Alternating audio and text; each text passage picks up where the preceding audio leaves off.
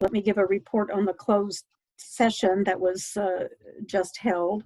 We had discussion and review of 3 potential litigation cases. No decisions were made. It was informational only. And I also, number 5, want to report on a closed session that was held on July 15th.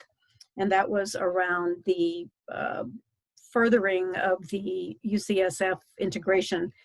Kelly has mentioned several times in her administrative report that the board is reviewing it. And so there have been a couple of iterations of various proposals. Again, no decisions have been made, but we are making progress, and we certainly hope to have something that we can share in the not too distant future. So, number 6, board chair comment. I think this is our first meeting since Kelly's announcement. So on behalf of the board, I want to congratulate Kelly on her new role as the CEO of Bay Health, and to thank her for the last 10 years of challenges and hard work and hard decisions and overall successful effort. Kelly, your energy and enthusiasm and expertise will certainly be missed. We are grateful that you'll be around even part-time until the end of the year. We wish you all the best. Hope that the new position brings more challenges, fun, new opportunities. So I guess we'll be acknowledging your departure via some kind of a festive Zoom meeting rather than announcing. That would be nice if we could have, but you know, so be it, so be it. And I'd also like to acknowledge the leadership team that you really have worked so hard to develop, and I'm very confident, and I'm sure the board members join me in expressing our gratitude for that. I know that the hospital will be in good hands while you're with us part-time and then afterwards. So congratulations, and more to come because I know you're not leaving quite yet. Thank you. Number 7, public comment. No public comment, no public. Number 8, the consent calendar. Any comments or corrections? I did notice one tiny little thing that Vivian can fix. On the board minutes on number 6, there was a sentence that started with belief message and it was truncated. It went away after that. So I didn't catch it, unfortunately, when I reviewed the minutes. So I'll email that to Vivian. Okay. But did I hear a motion to approve? Yes. Joshua? Yep. Second? Second. All in favor? Aye. Aye. Aye. Who's the second, please? Me, Minardi. Thank you. Great. Vivian, I will email you that minor correction. Okay. Number 9, approval of the outpatient diagnostic center. Number 3, the MRI. Kelly and Ron. Yes, so we're very excited to let everyone know, and I think we've shared it a few times, that we did exceed the goal in fundraising by about $30,000. So that is incredible. We have the 21.3 million raised, and we wanted to get to that point before we came in front of you. This will be the last time that Ron will be with us in front of the board, we think, unless you want to have a construction update. So I'm going to turn this over to Ron to run through the presentation. Some of this you've seen several times as far as the mission and the vision. But I did want to mention that as we wrap up the project number 1, which is the CT project, and Ron will go through that, we've also closed out project 0 and project 2 and 4. So the only project we'll have left after we complete the CT will be this project that we're presenting tonight. So I'll turn it over to Ron. Hey, Kelly, yes. Can I ask you a question about the raise? So does that mean that the foundation will not have to put any money in, or that, yeah? Correct, yes. Wow. Yeah, so the MOU that we put together is not necessary. I was going to suggest that it get tabled.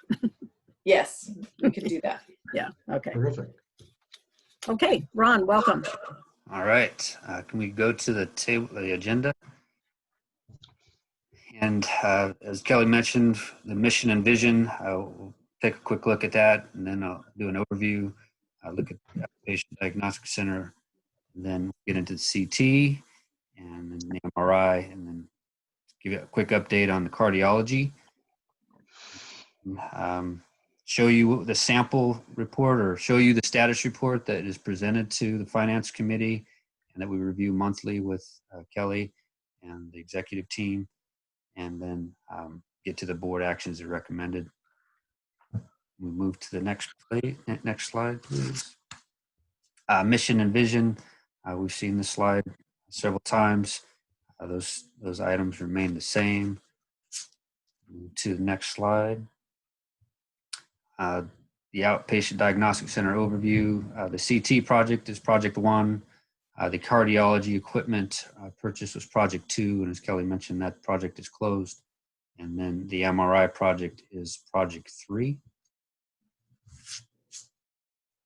And this is a overview floor plan of the area that we are working in. I need to fix the colors so that it's more clearly defined as to what project is 1 and 2. But this is the overview, and we'll look at it on the later slides. We have more specific areas that we can get into. Here is the budget.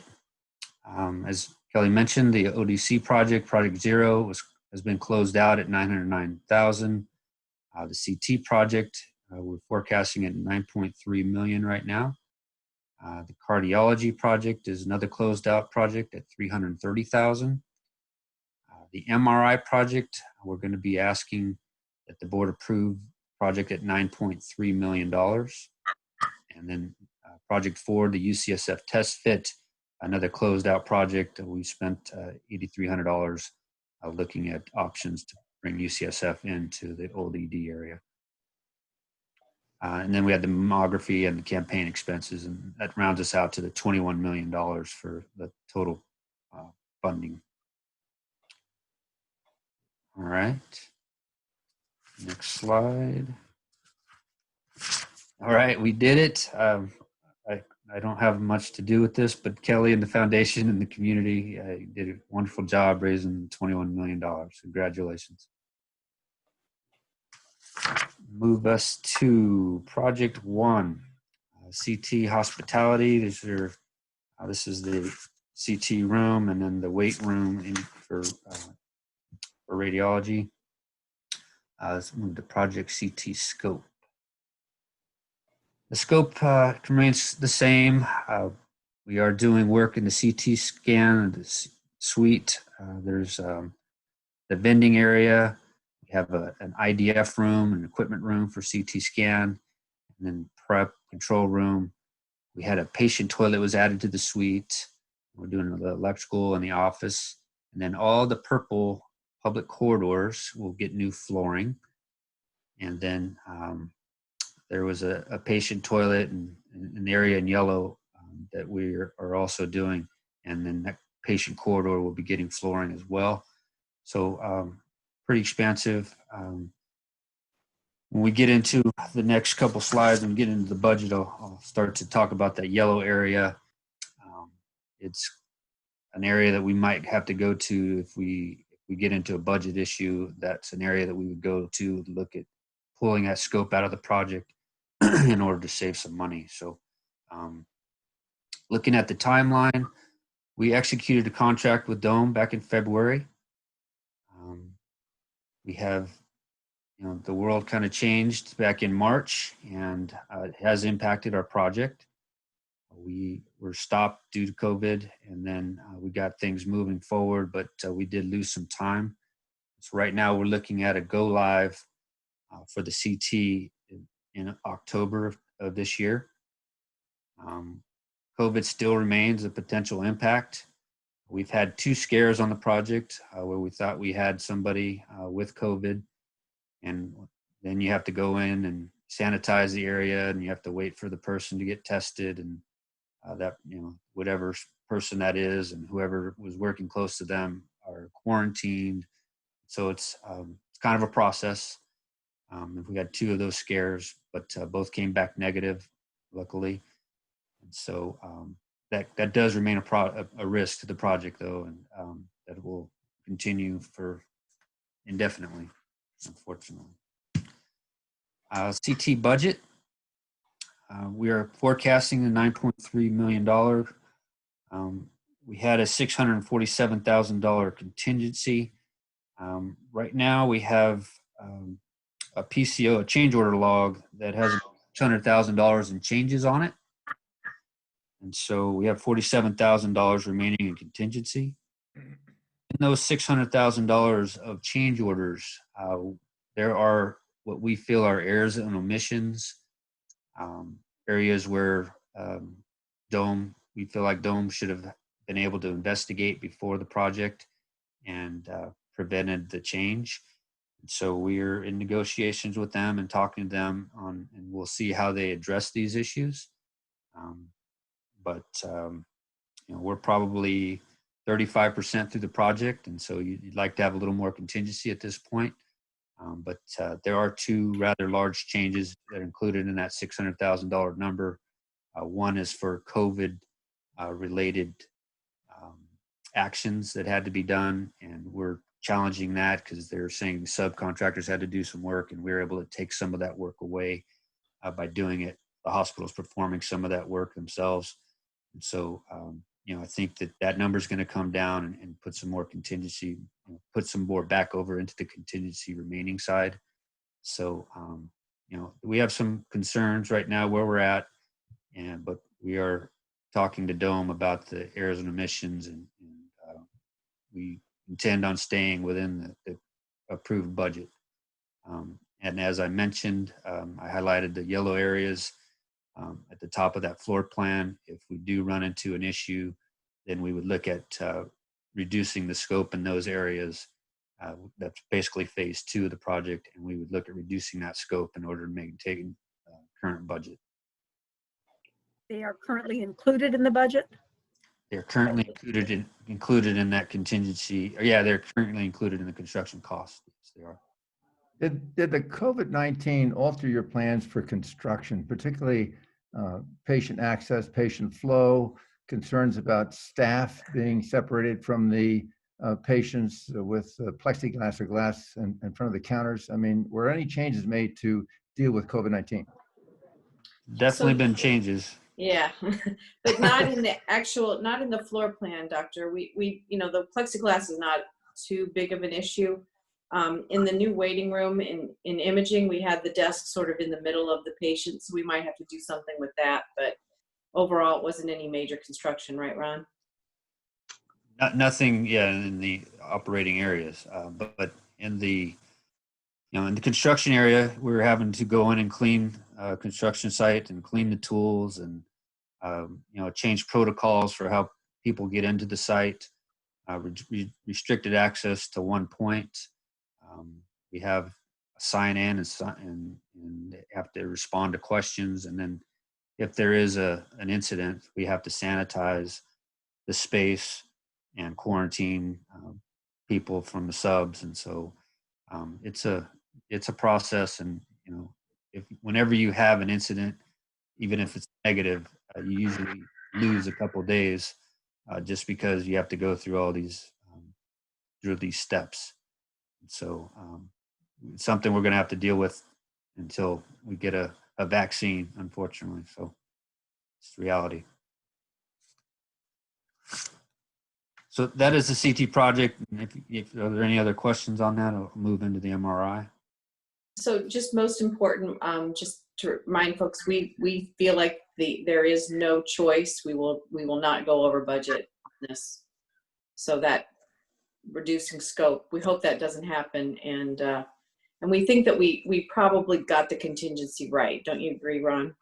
I think we do. I think that Dome still has some contingency to cover the errors that we think that they are included in this contingency exposure, and so we'll get to the end of the project and budget that's our goal.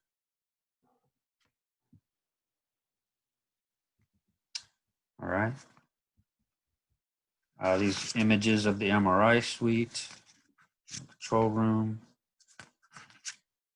So the MRI project, the areas, we have the suite down in the lower left-hand corner, the staff toilet, there's a patient toilet, an ante room, control room, MRI scan, the equipment area, the doctor's charting area, and storage. Those are all included in the project.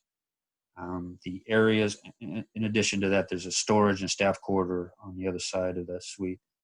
The areas in yellow are cardio project that if we have enough money, we're going to do these as ad alternate. If there's enough money at the end of the MRI project, then we will move forward with those. Again, we're making sure that we have enough contingency before we move forward with any of that work. The public corridor will also be getting new flooring in this floor plan. The timeline, our permit was delayed from June to late August. And again, COVID had a lot to do with issues, and we've addressed that. We expect to get our permit later this month.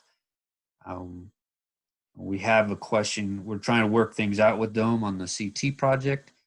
And so depending upon how they respond, we will move forward with them for the MRI project. Or if we think there's an issue and they're not stepping up and taking the errors and omissions the way we think they should, then we'll have a discussion on how we want to proceed. We have a Dome estimate. We went out for a bid back in June. They sent the drawings out in April, and this was right around the time of the big impacts of COVID, and we didn't get a lot of subcontractor participation. And so Dome was sending it back out to be bid again in August. They haven't gotten me the final numbers, but we're hoping to get better participation and drive the number down a little bit more.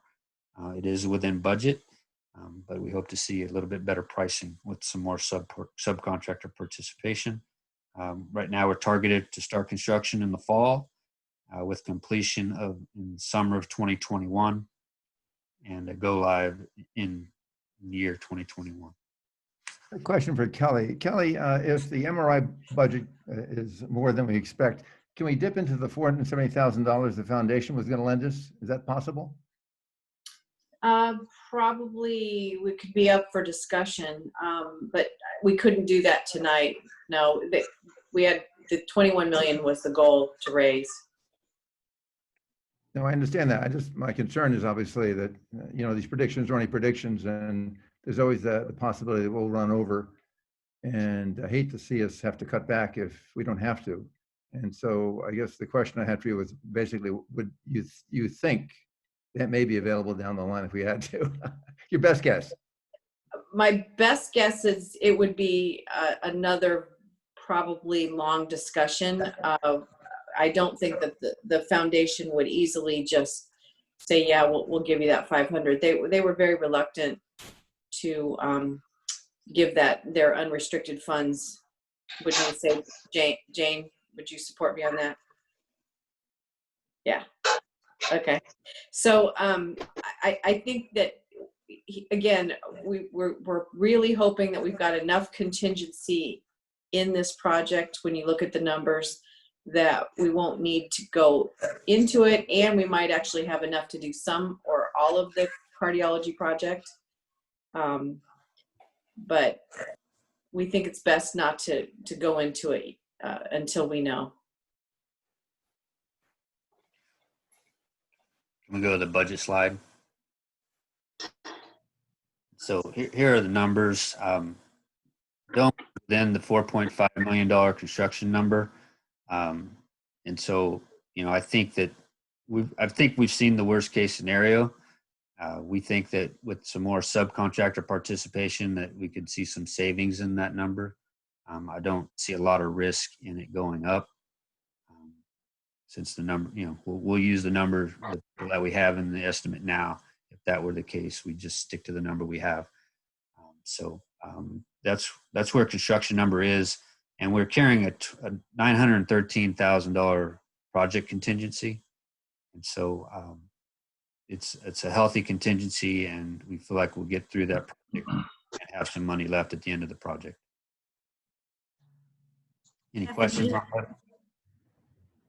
What is FF&E? Fixtures, furniture, and equipment. Oh, okay. Sorry. And It's okay. Ron, is no, line number 7, owner, is that an additional contingency pool? No, that's project management. That is legal. It is, it's just the owner bucket of money. You might have some other management fees come out of that number. As in, this is hospital management? No, No, this it's is- like Bertrand or It's Ron. Luis. Funny, that's a funny name for a line item then.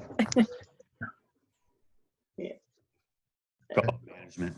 We'll change it. Okay. Project 2, we mentioned Project 2 is closed. We bought the cardio equipment and final cost is going to be at $330,000. Next slide. This is the status report. I don't intend on you guys being able to read this. This is just to show you. This is a document that we review with the finance committee each month and at a meeting with the executive staff. Sample report. Last slide here. So this is the board action recommended. We recommend to approve the MRI budget at the $9,354,000. Previously, we'd approved about $1.6 million, and to date, we spent $740,000, and that will close the project, or it will finalize the outpatient diagnostic center budget at $21 million.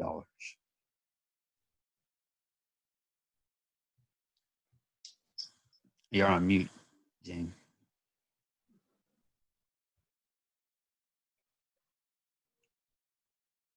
Can't hear you. Can you hear me? Yeah. Now. Oh. Well, I move that we approve the $9,354,000 for the MRI project. I second that. All in favor? Aye. Aye. All right. Very exciting. Thank you. Very exciting. So Anything one else, other, Ron? just one other question I have. Would you like Bertrand to come back in December or January? Is there a time frame that you think that they should come back for a status report, or should I just leave it in the administrative report? I guess I would recommend, well, leaving it in the admin report at this point, unless it appears that there is something that we need to hear about. And then maybe Okay. we can have them come for a specific report if it looks like there's a need for it. Sounds good. Does that work for everybody? Yes. Yeah, Okay. Sounds good. Ron, thank you very much. All right. Thank you. Good night. Good night.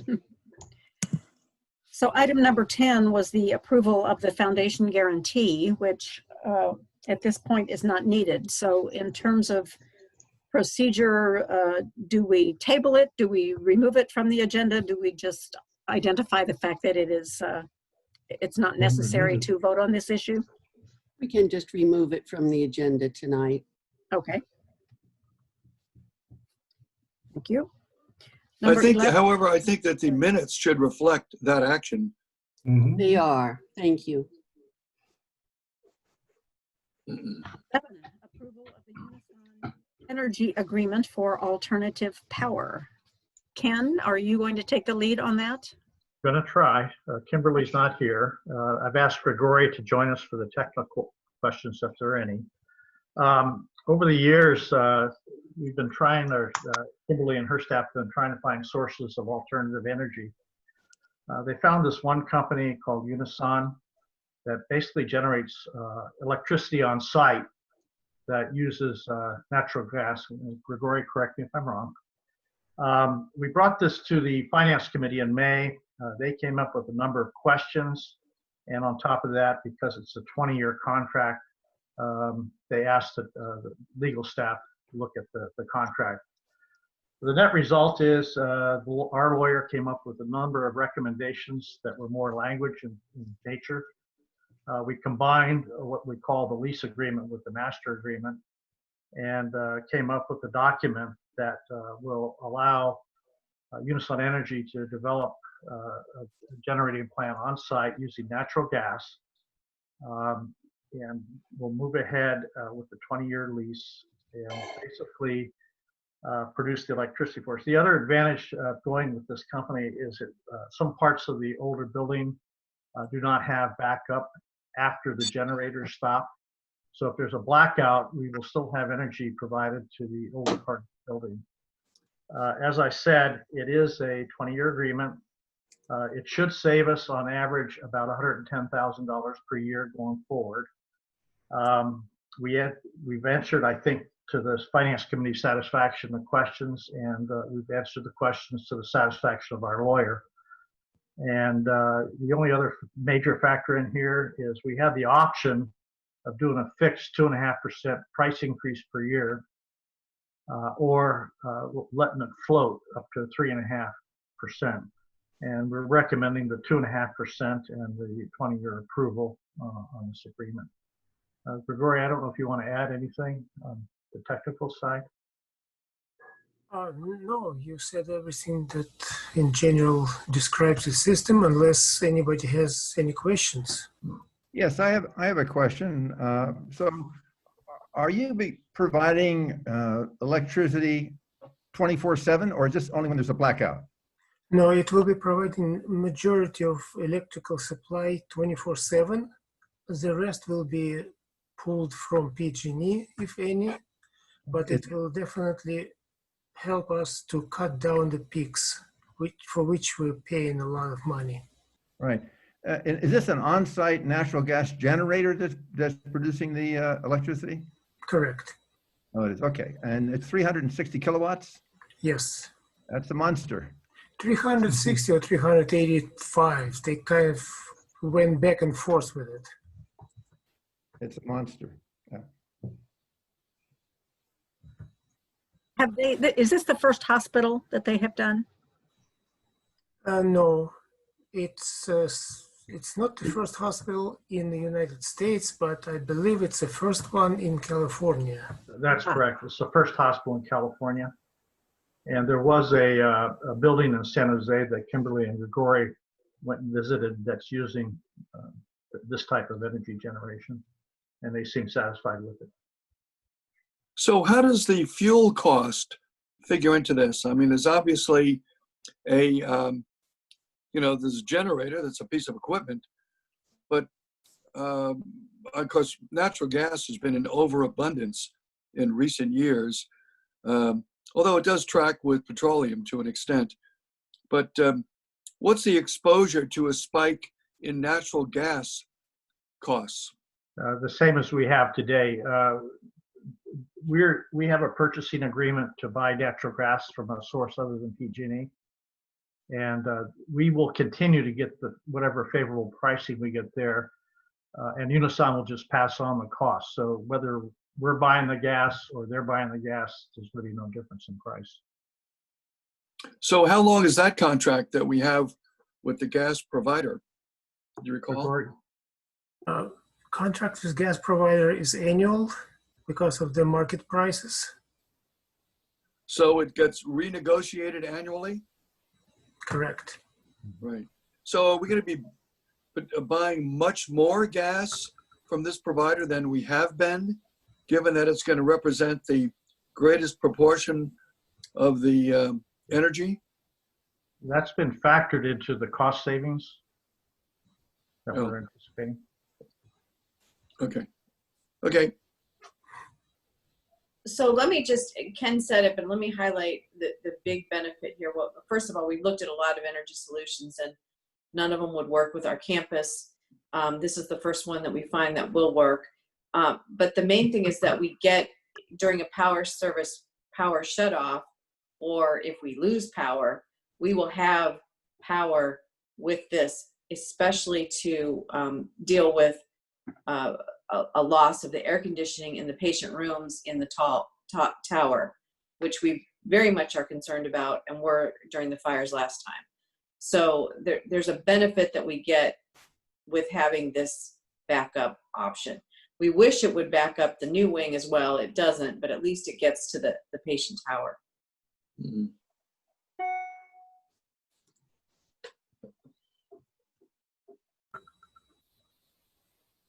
The finance and everybody was okay that the force majeure language covers everything adequately in case of earthquake, fire, other catastrophes, which we are prone to.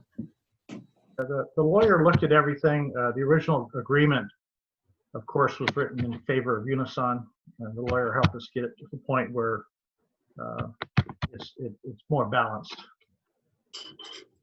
Okay. Other questions?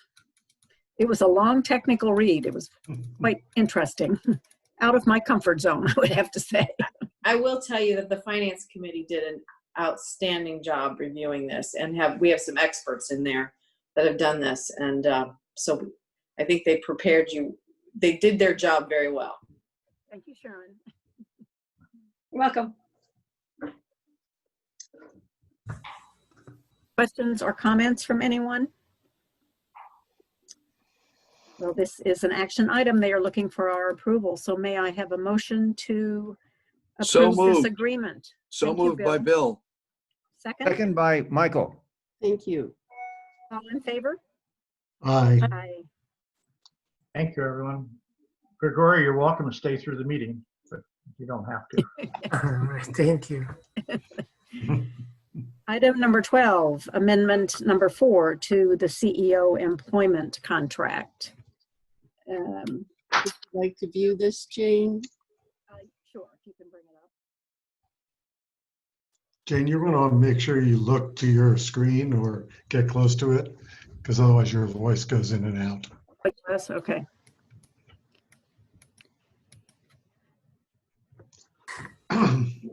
Let me get to that point first.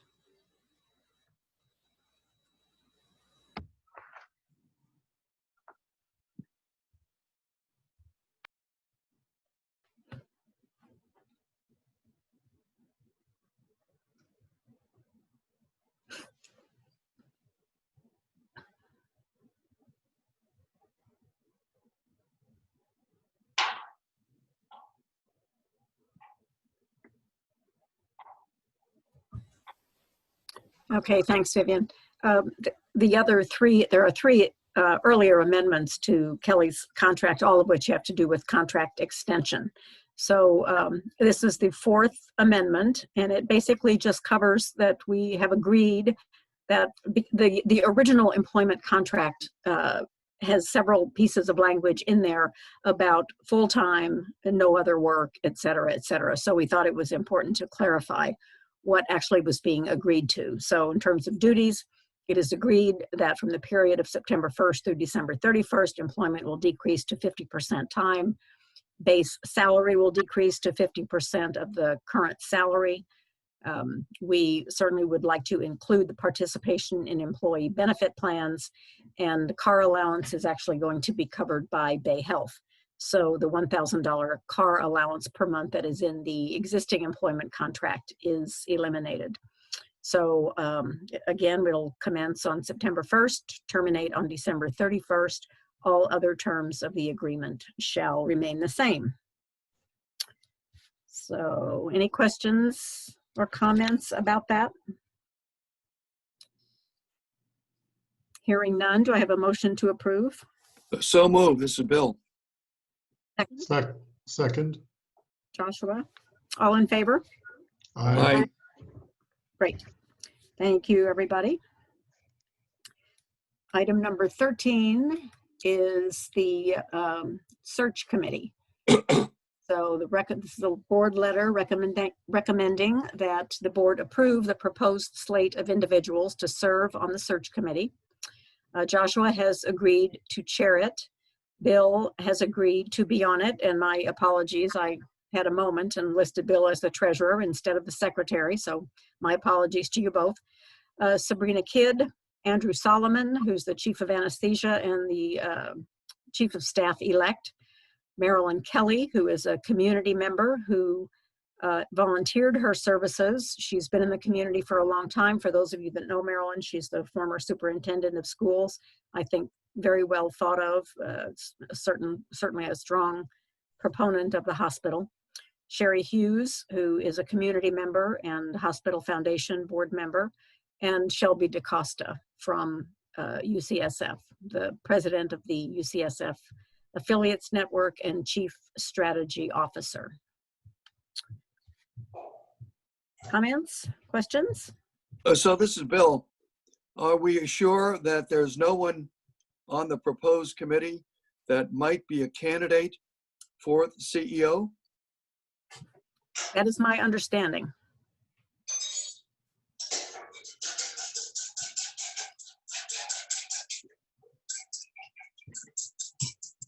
Do I have a motion to approve the search committee? So moved. Michael? Second, Second, Joshua. all in favor? Aye. Aye. Great, thank you very much. Obviously, we're eager to get it underway as expeditiously as possible. Which leads me to item number 14, which is the selection of the search firm for the CEO replacement. So this is informational only. The chief recruiter at UCSF has assisted. A request for proposal went out a couple of weeks ago, and the proposals have all been returned from Heidrick and Struggles, Korn Ferry, Whitkeefer, and Spencer Stewart. Spencer Stewart. And then Bill, I believe, suggested 2 additional search firms, and they both submitted proposals by their due date, which was yesterday. So the search firm will be, a matrix actually has been put together with all of their responses for the search committee to review. And so the search committee will actually select the search firm. So this is for your information only, but a lot of work has been done already. UCSF has been very helpful. Some very interesting responses. They all seem very positive. And so I'm optimistic. And Joshua, I don't know if you want to say anything else, but it looks like you can sort of hit the ground running. Yeah, I think it's just one minor change. I think that what the search committee will do is recommend a search firm back to the board to make a final decision on, and we have a lot of information to do that based on. The search committee will meet for the first time this Tuesday, right before the med staff dinner. Med staff meeting. There will be no dinner this time. And we will have Don Whiteside, who came to speak to our board during our offsite about a year ago. He'll do a little bit of an of what he did for us that I think will be particularly useful for those on the committee who've never been part of this kind of search before, and particularly for a district hospital. We'll review the proposals that came in, and we will identify 2 or 3 that will then have come back to the search committee to interview before the search committee makes a recommendation, hopefully before the end, I'm quite sure before the end of August. As Bill will attest, I'm quite anxious to get this moving, and I think we all should be, since we want to make sure we have plenty of time to find an amazing candidate to fill Kelly's formidable shoes. It's a really good group of people. Everybody has been great so far in terms of when they've been tentatively, tapped to both give us some time dates that they can meet, and I think we'll be very good at searching for a candidate for us. Yeah, and if I may also add to what Joshua said, with which I'm in complete agreement, that the 2 names that I offered up, there's absolutely no preference on my part towards them, but they are kind of small boutique firms that specialize in top executives for districts and other community hospitals, and they're kind of small fry in the total scheme of things. But I just wanted us to have the opportunity to hear from those kind of organizations, and also as might ever be inquired of anyone, we will have been able to show a full range of big name firms, which these four are, for which we're thankful to UCSF for generating those proposals. But we will have also shown a couple of other more specialized firms. So no preference on my part, just wanted them to be part of the mix. I'm very thankful for that. You know, and quickly, in a quick review of the proposals, I think we have five of the six, if not all six, are actually very highly qualified firms to do the search. There are some very interesting differences amongst them, and we'll certainly bring that back to the board as we recommend one of them to be our search firm. I think that's probably it. Unless people have questions. Joshua, what's the time frame for bringing it back to the board? I'm hoping Jane will call a special meeting before the end of the month to approve the search firm hire. It'll be short, and it'll allow us to get moving right at September 1st. That would definitely be my plan. If they're ready with a recommendation, then hopefully we can have a special meeting and get that recommendation approved so that we can move along. Other questions? Okay, number 15, the CMO report, Sabrina. All right, good evening.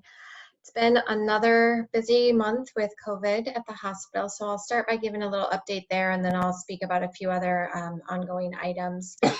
So community-wide, I guess I'll just start with the general picture. We all know that we really spiked as a country as well as the Bay Area in July, and Sonoma was very much part of that. We've had a steady stream of inpatients since late June, and that does not seem to be changing, and that is a similar experience to many Bay Area hospitals, definitely throughout Sonoma. And as far as how we're doing now, I would say we're seeing a slight decline in the numbers, but this is not yet trickled down to hospitalizations, and deaths are still climbing as a whole. And we have a very, very, very long road to go down to back where we were before we started reopening in May. So we are not fortunately overwhelmed, but it is a steady, somewhat exhausting trickle of patients that are coming in, and Sonoma is very much part of that. We did on July 2nd reopen our Incident Command Center a little more formally again, but in a miniature form with a smaller group of individuals to try and be mindful of time constraints, get the job done, but also try to allow everybody to focus on their normal jobs. So at this time, we continue with all service lines open. There's an estimate that surgeries are occurring at about 75% of our quote normal volumes. So we are seeing that's mainly based on self-selection. At this time, we are not prohibiting any procedures. Inpatient census has remained at high normal, which is about 10 to 15 patients a day for the last month. So definitely keeping busy, and we are no longer seeing any of the lows as far as inpatients that we saw in the first few months of this. As far as community relations, I think we made some good strides this month. We held first a virtual town hall for all of our SVH employees and staff to listen in and be able to ask questions. In the following week, we held a town hall with Vintage House as a co-sponsor for anyone from the community. And that's a little bit of an odd experience because it's a webinar format and you can't see anyone and you're just talking. But overall, the feedback was very positive, and I'll be doing another similar one through Vintage House in early September as part of the active aging, and we'll continue to do these as needs arise and as we're able to. As far as EP, Sabrina, how many people, do we have any idea how many people attended or tuned in to the Vintage House one? I know there were at least 50 separate screens, and we're told that many screens were shared. So I don't know exactly how to interpret that, but those are the rough numbers that I know. And Jeff and I were sharing a screen. There you go. So it could have been double that at least. But it was very well done. You did a terrific job. So congratulations and good work on that. It was a real benefit for the community, I think. Good. That was our intention. Thank you. As far as other measures, our PPE, I will say it's holding, but it continues to be a daily monitoring event. I do feel we're protecting everyone adequately. We are working on getting some more modern PAPRs, the respiratory devices that the ones we currently have are aging and more meant for a true natural disaster than a pandemic.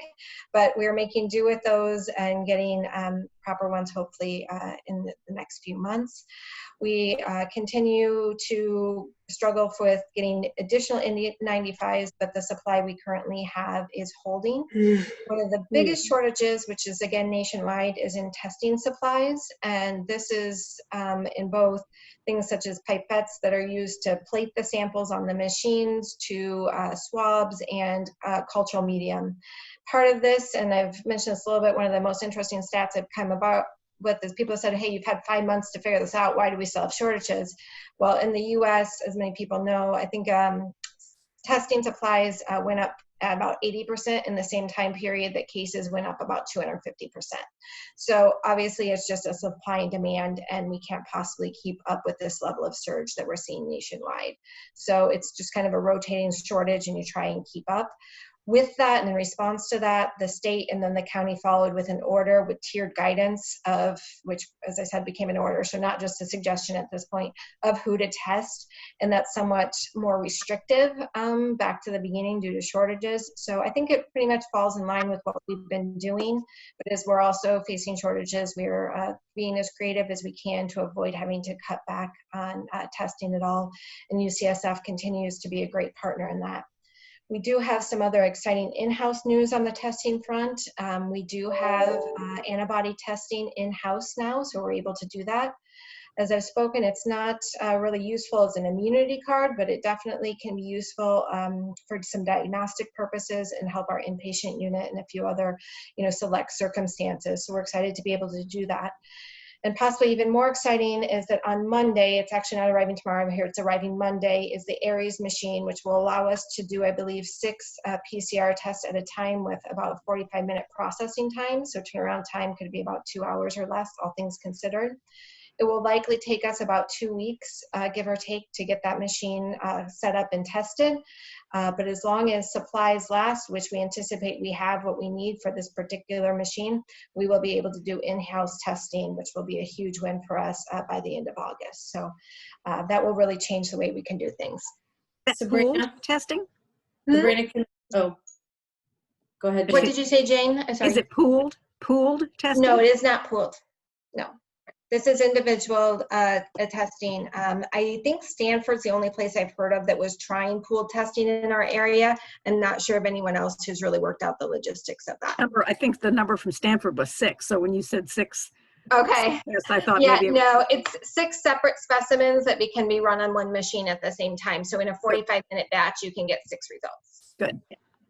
And I just wanted to throw in that the cost of doing testing, the big change, not only about having it in-house and having the turnaround time controlled, is that we have been losing money on every test we send out to UCSF. We have to pay for courier costs. We have to pay for, we take whatever the insurance pays us, which is what our job is to do. But when this in-house testing is in, we're going to make, I think Dawn said like $9.60 on a test. So we'll only have to cover the cost of obviously our own supplies and our own personnel, which we're already using. So the courier will go away, the fee for the lab will go away, and that will make this actually, at least break even. So that's another very exciting thing to make this sustainable, since we all know we're in this for the long haul. So Don't bank that $9, Kelly. Sabrina, the rapid tests are being sold by Becton Dickinson and Cadell Corporation. They cost only $250. The cost for the test is between $5 and $20 only. They're 100% specific and 85% sensitive. So is the testing you're using better than this? It's only $250 for the machine, and $5 Cadell is $5 per test. So I'm thinking that's pretty good. So is it more specific than 85%? Because they're saying it's FDA approved. It's saying it's 100% specific and 85% sensitive. So We What's- just spoke about this with the UCSF call. The best ones are anywhere from 15 to 30% false negative rate is the best way to look at that. And that is really not based on what happens in the lab. That's based on how it's collected and all the variables there. So once it makes it to the lab, if the virus is there, most of the machines will detect it. The ones that do not they have a lower sensitivity are antigen based instead. So they look for the protein instead of the molecular based PCR tests. The Abbott machines and whatnot, the quick release Abbott, not the in-lab Abbott, have a very high false negative rate for asymptomatic individuals. They don't detect it. I'm not familiar with the specific one you speak of. This one is compatible with a regular molecular base, same as UCSF as far as the sensitivity and specificity. Most people think that we've gotten it down to maybe with good collection methods that the false negative rate on these machines may be closer to 15%. But that we really have no studies because all of these are being done with emergency use authorization on no more than 100 samples. So I'm not familiar with that one, but we took a lot of time to find one that we thought was equivalent to the best lab ones that we could find in the big labs, but that we could still offer at Sonoma, and this was a good choice. The other question I have here, as far as therapies are concerned, it looks like monoclonal antibodies are going to be much more effective than convalescent plasma. And that's on the horizon. Hopefully you're aware of that. Yes, very aware. I haven't seen anything come either. We don't have active study access, except we have been able to get the convalescent plasma through the Mayo study, which they extended to have online and be nationwide. But yes, we're keeping our eye out for any other therapies that would come this way. But we are happy that we are able to regularly have a supply of remdesivir at this time, as well as convalescent plasma, and we're participating remotely in the Mayo Clinic study, so we are contributing to that data, and we are anecdotally seeing the best results with convalescent plasma, and we are following the UCSF ID protocol for dexamethasone use as well. So actively using all three of those therapies quite regularly. And although we now have to pay for the remdesivir, we are able to get it regularly at this time. Are you reimbursed for the remdesivir? It's bundled into the payment for the patient, but we've looked at the return on it, and with its decrease, because it's as effective as it seems to be in the right population, it decreases the stay because the outcomes are better and it pays for itself. But we're not reimbursed directly. It's part of a DRG payment. Thanks. So a few other non-COVID related things. We continue to work on obtaining GI services for the hospital. We've had some movement, and Marin Health will be partnering with UCSF, and we are working on identifying a leader to take that on. Our first step will be developing telemedicine and call services with them, and a transfer protocol for emergent cases. And a longer term plan, once they finish some integrations, will be to actually have someone on site for clinical procedures with us as well. So I think we have some verbal agreements of how we want to move forward, and as people's non-COVID schedules allow, we will be able to hopefully come to an agreement sometime in the near future. It has been a busy month on the med-surg floor as well. The much talked about new IV pumps got rolled out without any incidents, so that was great.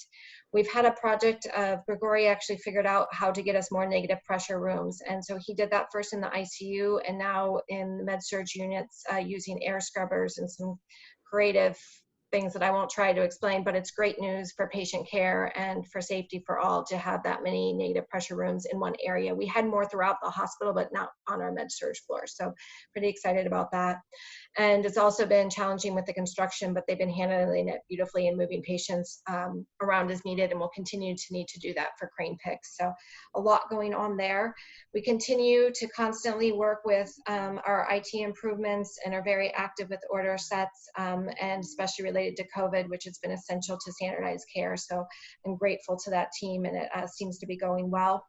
And as Jane mentioned, or Joshua, the medical staff meeting will be held virtually on August 11th. So unfortunately no dinner, but I think some of you will be participating, and we will have a COVID update, and Kelly will be speaking as well. Hey, Sabrina, what's ETOH? Alcohol. Oh. Alcohol withdrawal is actually a very large percentage of our ICU patients, and we have new evidence that well, not new evidence, but we've been moving to using a phenobarbital protocol instead of a typical Ativan based, and having good results. So we've been formalizing that into an order set, which is really increasing the quality of care there. Yes. Weekly update from Kelly mentioned that we have a commitment from Dr. Carroll to start a telemedicine clinic for Sonoma in September. The question I have for you is that going to be his nurse, his physician assistant on the because right now, actually, all the patients in Marin and Sonoma who go to USF see Dr. Carroll simply deal with his nurse by telemetry, by Zoom. So what difference is it? You say he's coming to Sonoma, but unless he's online with telemetry, there's no difference than what UCSF is doing to the county now. I mean, it's not a Sonoma Valley Hospital. It's a great question, Doctor, and I can just jump in. The goal is that he would refer and use our ancillary tests locally instead of having the patients go into the city. So my understanding, as Kelly said, is that it will not be technically a lot different from what he's doing with UCSF patients, but they will be doing a marketing outreach to really reach out to the Sonoma community. And instead of ordering things for UCSF, as far as ancillary tests, they will be a concentrated effort to order those at Sonoma. And that this would be a bridge to hopefully still further on-site when that is practical. Michael, is your question, are patients actually going to see Dr. Carroll via Zoom, or are they going to see a nurse practitioner? That was my question. Oh, okay. I'm sorry. I didn't realize that was your question. I do not have the answer to that. My understanding, it would be Dr. Carroll, but he was, to me, a reported early adopter. It's never been mentioned that it would be anyone but him. He does not see I can't speak to that. Yeah, he does not see his patients online at UCSF. It's always through his nurse practitioner. The first visit, he'll see you at UCSF, but after that, it's handled by his nurse practitioner. They have not mentioned any of that type of details to me at this time. Yeah. Okay. He did personally see a neighbor of mine here via a Zoom call. Unusual. But that's a good point. We'll ask the question, find out.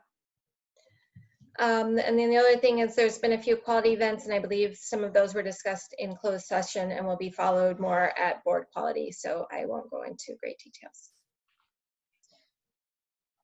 Questions for Sabrina? Well, it looks like you've just been relaxing for the month. Oh, definitely. Thank you. Thank you very much for all that good work. My goodness. Great. Number 16, Kelly, administrative report. Okay, well, thank you again.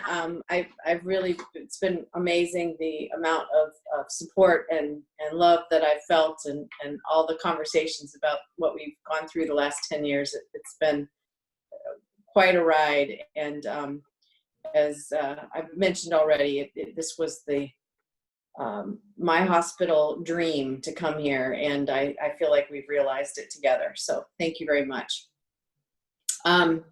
Couple things. First of all, I don't know, Ken's always very quiet about these things, but I want to mention one more time that we ended up having a very good year.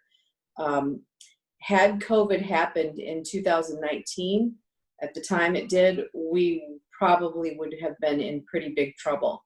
But because we did make those changes in 2019, we were in a very good space for that to happen. And also obviously the CARES money helped. But we were on track to exceed budget before COVID, and ended up exceeding with a 17% EBITDA, which is unheard of, and 81 days cash on hand, which I'm sure Ken will mention. So we had the best year we've ever had financially, which is great. So other than the volumes not being what we had hoped in outpatient and emergency especially, we did exceed most goals. The other thing I want to mention is that this time last year we had very high turnover rate.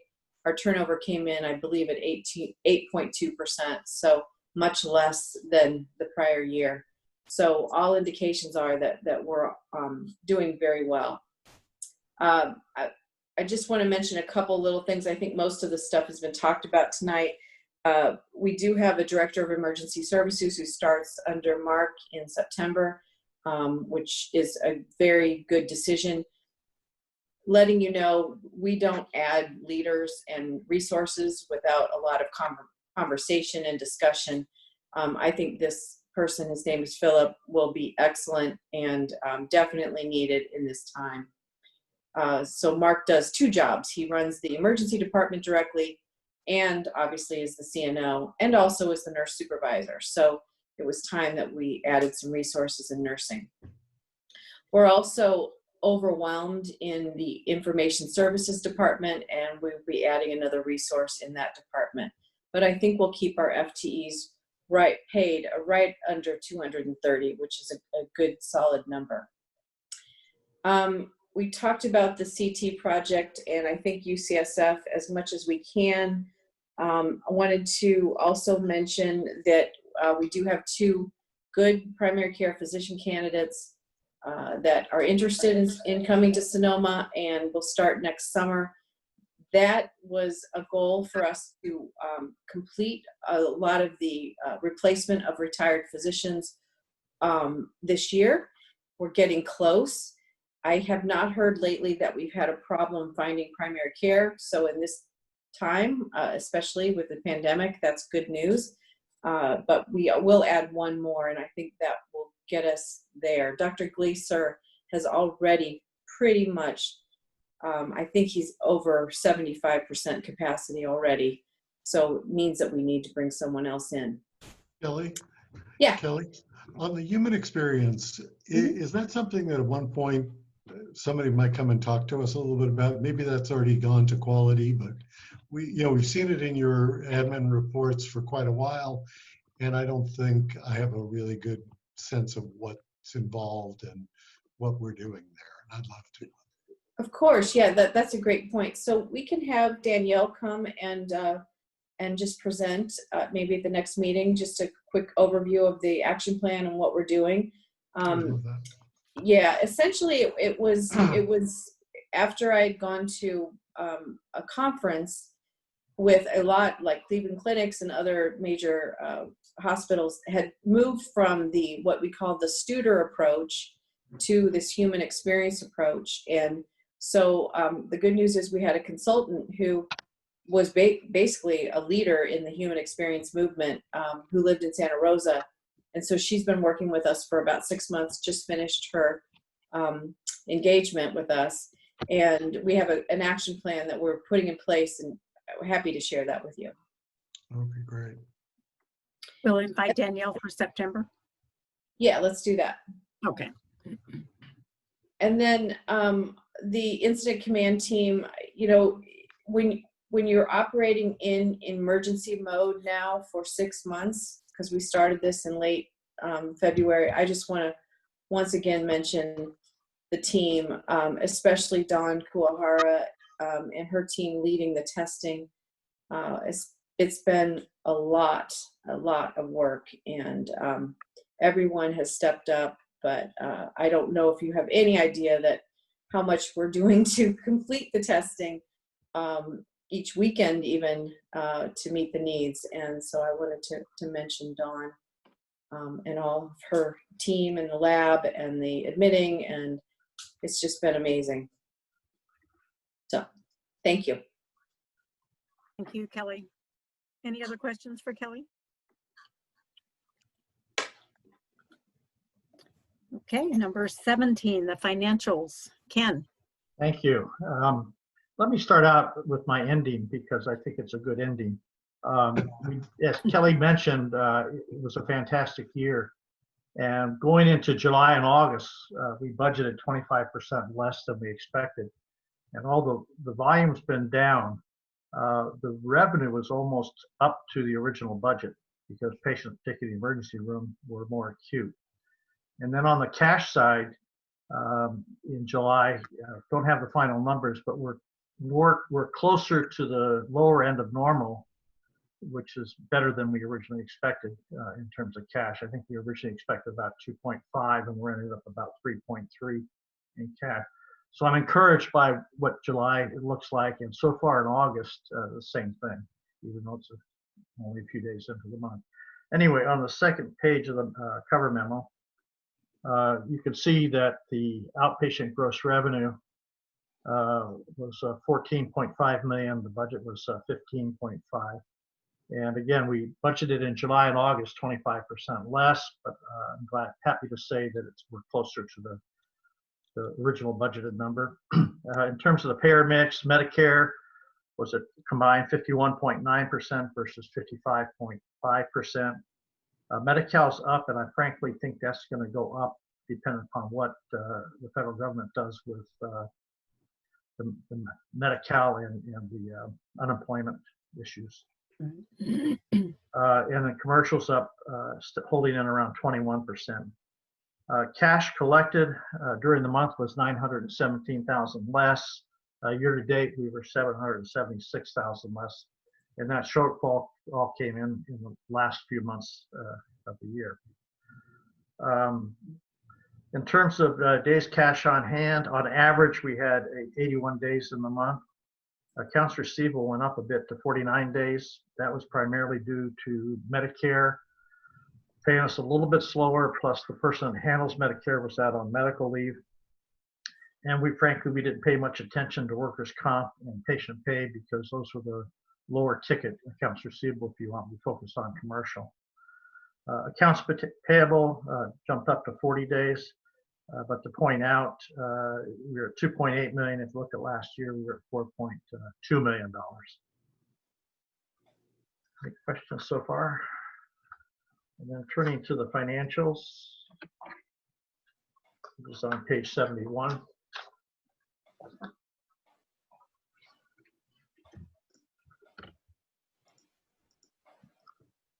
Looking at the revenues, line 5 through 7, inpatient and outpatient were down 24 and 10% respectively. ER volume was down, but the acuity was up, and so we were only off revenue by 1% on emergency room. The net result is that we were $2.5 million short on gross revenue. On line 12, I want to point out that the IGT type money and AB 915, if you look over the year-to-date column, if you compare this year, the 7.7 million to the 9 from last year, the reason for the drop was that partnership elected, which is helpful to us, to instead of paying us once a year for the AB 915, they increased our rates by the amount of money they expected to pay us.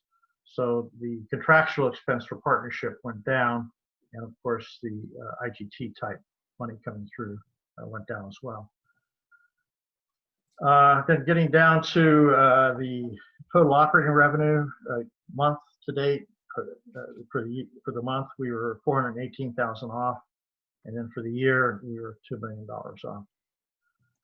On the expenses, on line 20, almost all of that, we received an unemployment bill of $250,000, which we had to pay.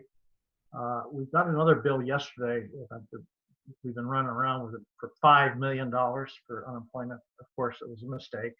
But in looking at that as well, the $250,000 was also a mistake. So we're going to get a refund on that, and this will be a year-end adjustment on the prior year for a positive $250,000.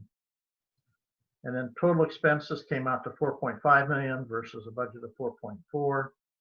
The net result is for the month, $1.1 million loss versus a $550,000 loss.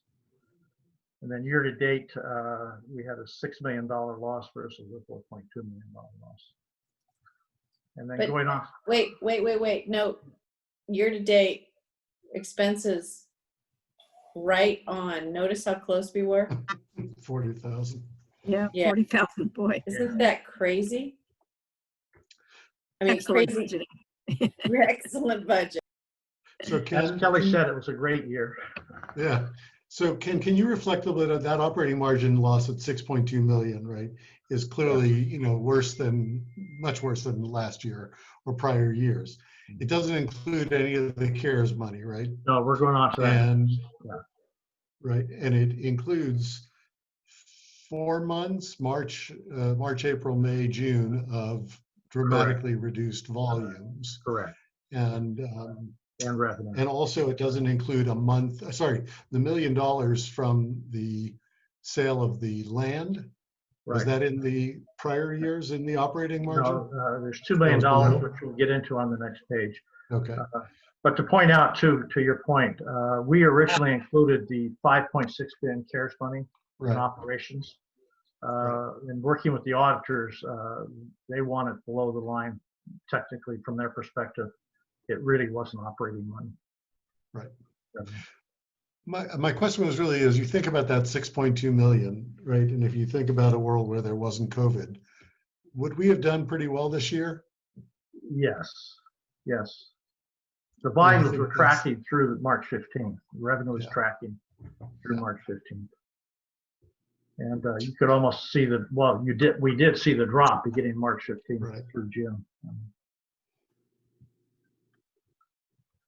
And then on the next page, in the current month on the miscellaneous revenue, we booked another 200,000 in CARES money. That originally was intended for skilled nursing, but we ended up keeping it. And then on the year-to-date, you can see the $7 million figure in terms of miscellaneous revenue.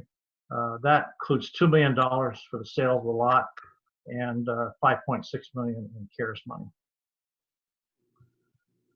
Net result at the very bottom is that we came out with for the month with a $307,000 loss versus a $2,000 gain. So a negative 8.9 versus 0.1. Year to date, we ended up with 8.1 million versus 3.6 million, or an EBITDA of 17% versus 7.3%. But as Kelly mentioned, it was a great year. Going on to the cash flow, which is the very last page, or page 74.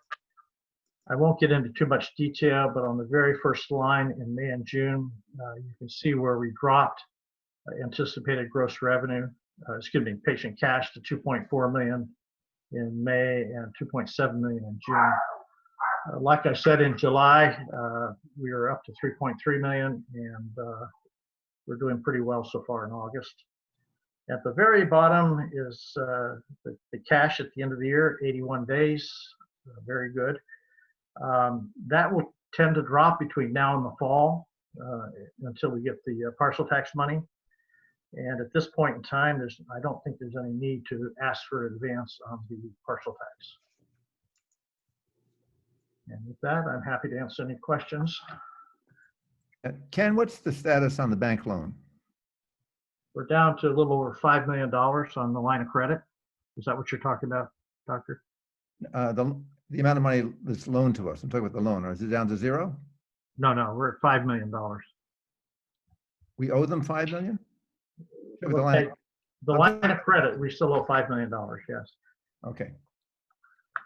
Yeah, so if you would refresh our memories about the repayment program on that line. Well, we have 1.5 million, I think it is, due in April of next year. That was extended by the bank to the following year to give us some breathing room in terms of the COVID before we knew we were getting CARES money. Right now, we plan to pay some of that back, not necessarily all of it, and that'll be a board decision sometime early in the year. We didn't ask for that extension, right? They No, they called me. Gave it to us. Yeah. They called us, right. Right. Any other questions for Ken? Great, thank you very much, Ken. Thank you. Great work, everybody. Good year, absolutely. Number 18, board comments. There are just a couple of letters to review, and then we'll see if there are any other board comments. The first letter is opposing Senate Bill 977. Is everybody familiar with that? It's a Senate bill sponsored by Senator Monning that essentially adds a level or two of complexity to potential mergers and acquisitions. It requires the Attorney General to establish a health policy advisory board for the purpose of evaluating and analyzing healthcare markets and providing recommendations. It would authorize the board to review written notifications and ask for a lot of additional information. Obviously, the intent is to be able to manage any antitrust activity, but the recommendation is to oppose it because it really adds the complexity and time and really limits the flexibility of healthcare facilities to move forward. The next letter is Senate Bill 758, and that has to do with the seismic issues. This one is in support. It essentially is recommending that the deadline, the 2030 mandate, adds an additional 7 years to 2037. And so the recommendation was to support that bill. Any questions on those? Do you have any sense if the Assembly bill will pass? You know, I do think that they'll add the 7 years. It might not pass this year. There's a little opposition, but it'll probably pass in the next couple years because they know some of us just can't afford to meet the 2030 guideline. And what was the strategy for changing from the limiting the impact to certain parts of the hospital versus an extension of 7 years? They felt like they couldn't get the other one passed during these times. So they had put the ER surgery only option on the table and went back and said, you know what, we probably should just move this 7 years and then go back to that goal. I asked the same question, Joshua, are you going to, we still have to stick with that goal of not having the entire hospital have to meet the ongoing, 2030 requirement of staying alive during any disaster.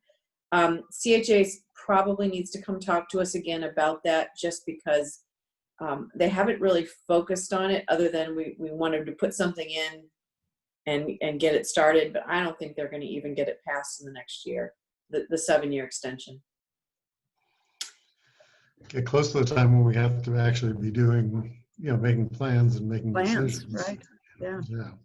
Yeah, I think I had a talk with Peter Hohorst about it a little bit today, who follows it pretty closely. We both think this is the right solution right now, just because it would be a fight to get the other one passed. And at least maybe we can get this one passed. Any other board comments? Yes, Jane, I should mention the compensation committee, namely Bill and I, met and reviewed the protocol for the CEO evaluation and bonus. We have elected to use the same format as last year. The CEO objectives for next year was tabled because of Kelly's departure. Kelly forwarded her CEO performance summary to everybody on the board, so you should have that now. And Lynn's going to send to the board the CEO evaluation form to be filled out. I just got an email from her, and I think maybe that's it. I don't know if she's on the Zoom here with us. I see a picture of her, but I don't know if she's on. Anyway, I think she did. She just sent out the CEO evaluation form. All of us will have that tonight. Great. There she is. She just popped up, right? From somewhere in Florida. Maybe tomorrow. You'll get it tomorrow. Tomorrow. Okay. Great. Okay. Thank you, Michael. Sharon or Bill, anything? Any comments? Nothing from me. Nope, everything's cool, wonderful, great meeting. Good. Joshua, anything else? No, that's good. All right. Thank you, everybody. Let us adjourn. And Thanks, Jane. Thanks, yep. Kelly. Thanks, everybody. Thank you. Thank you. Thank you. Good night, everybody. Good night.